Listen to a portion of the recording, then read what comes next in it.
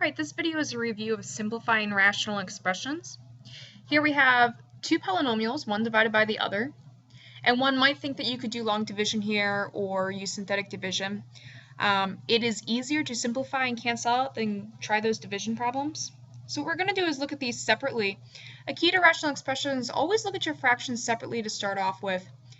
So I'm going to look at the numerator, and what you notice is that we have a leading coefficient of 1 on my x squared.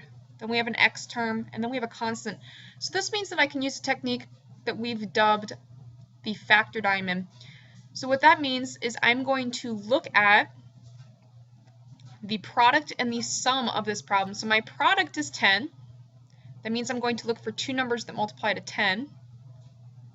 And my sum is negative 11. So I need those two factors to add to negative 11.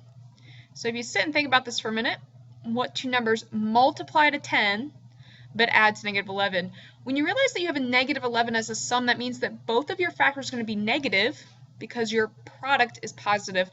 And the only two numbers that will add to negative 11 and multiply to positive 10 are negative 1 and negative 10.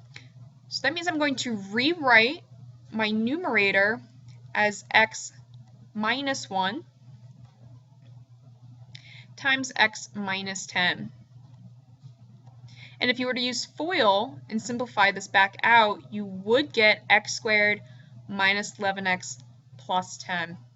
So I have now simplified my numerator just by factoring. And I'm going to look at my denominator. Now my denominator is a little bit trickier because we don't have a leading coefficient of 1. We have a leading coefficient of 8. But what you should notice is that all of these terms, 8, 32, and negative 40, are divisible by 8. So what I'm going to do is factor out an 8 from this entire polynomial. And that is going to leave me with 1x squared. And if I divide 32 by 8, I'm going to get 4, so that will leave me with 4x squared. I'm sorry, just 4x, not x squared.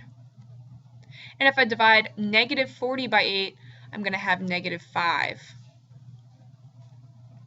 Again, you can always test this by distributing your 8 back through. So 8 times x squared should give me 8x squared. And 8 times 4x should give me 32x. And 8 times negative 5 should give me that negative 40, and it does work. So what we see now is that we have created a simpler polynomial that now has a coefficient of 1x squared. So I can go ahead and use a factor diamond on this one as well. So my product is negative 5. And my sum is that 4x. So I'm just going to put a 4 down here. And we have to think of two numbers that are going to multiply to negative 5 and add to positive 4. And what you realize is that our product is negative, so that means one factor is negative, one is positive. Our sum is positive, so the higher number has to be positive. So negative 1 times 5 gives me negative 5, and negative 1 plus 5 gives me positive 4. So if I rewrite this now, my numerator stays the same. It is x minus 1 times x minus 10. My denominator, don't forget your 8 out front because we did factor an 8. It is now going to be x minus 1 times x plus 5.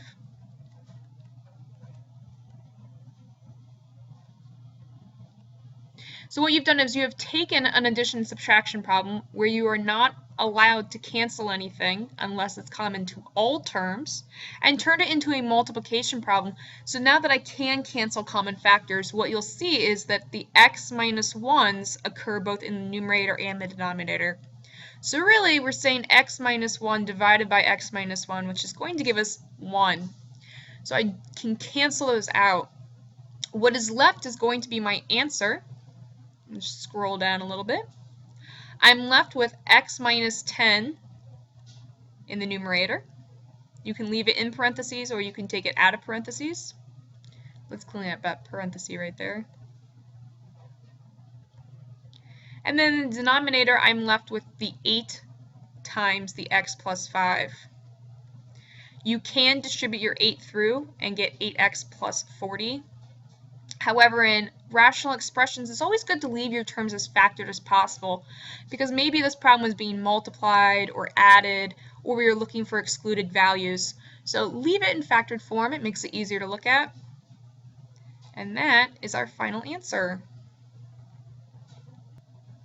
So again, as a recap, what we did is we looked at the numerator and denominator separately. We were able to factor the numerator using a factor diamond, and we got x minus 1 times x minus 10. And then we took the denominator and factored out a common term of 8 first, and then factored the remaining trinomial using a factor diamond also, and got 8 times x minus 1 times x plus 5. Our final step is just to cancel common terms in the numerator and denominator, so I was able to get rid of the x minus 1. And since nothing else is in common, that's how it is.